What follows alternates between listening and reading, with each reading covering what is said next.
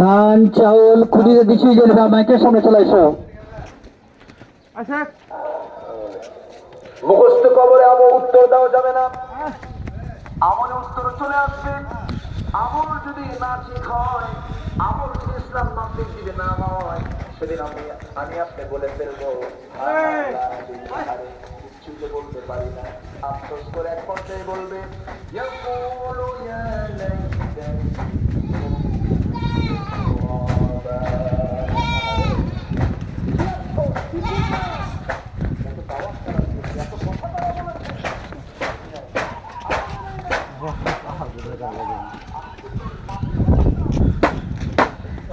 চালাও, ভালো করে চালাও।